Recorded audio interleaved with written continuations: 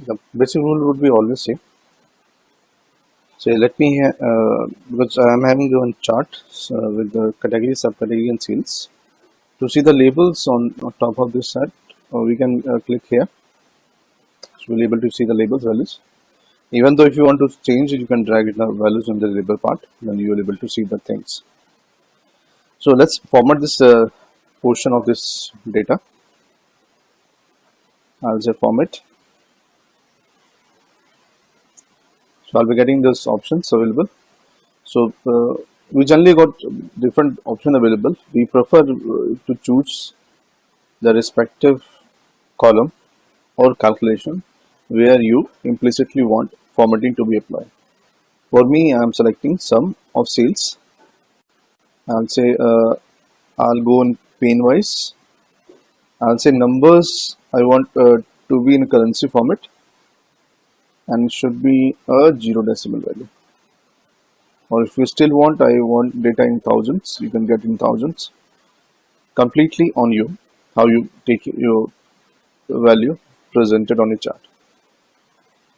And plenty of other options are there which you can take if you are aware with the patterns of values. You can change the pattern. Percentage if you want to show for, you can go for percentage values, notations, currency symbols. If you say I want to put RS before the value and decimal should not be there, you take it. So vertically it is automatically get aligned. If your still value is less, then it take vertically default. Thereafter, if you say I am looking for vertically only, so manually also you can reassign it. And you want the data should be there inside your bar or on top of your bar, on middle of your bar or bottom of your bar. Depending your need, you can take a call. So alignment is again the middle, left, right, and whatever you want to. So wrapping is there, or if you are having pretty big label you are finalized, so you can go for better wrapping and all. Font color, or you can size. I am looking for a little bit higher value, higher size. You can go for higher values.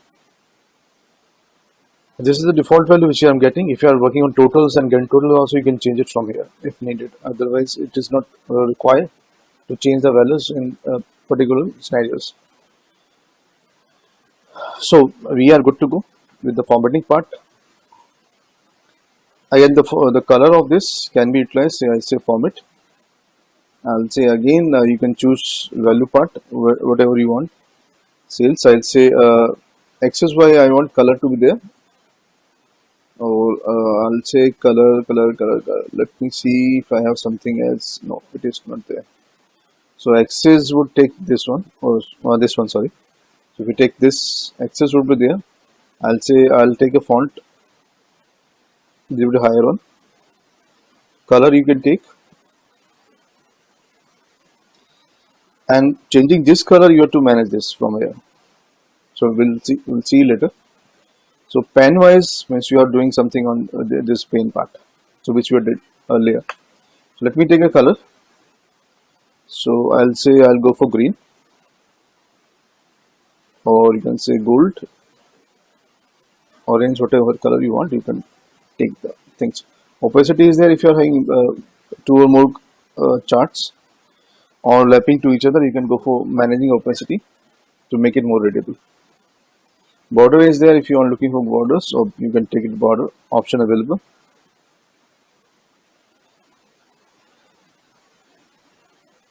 Next, let's go for one more chart there. So if you are working on normal your data values, I'll say take it. Let me duplicate is as a cross tab. I'll be getting data. It's completely on you how you present your data parts. This is not required for me, so I'm deleting this. So I'm making it my own category, subcategory. I'll say sales. Then here you can go for formatting if needed. same selection is there. So if you choose any format, you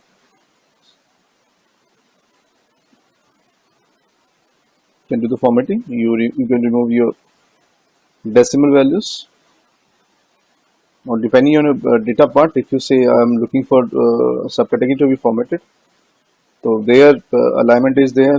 Currently it is already set.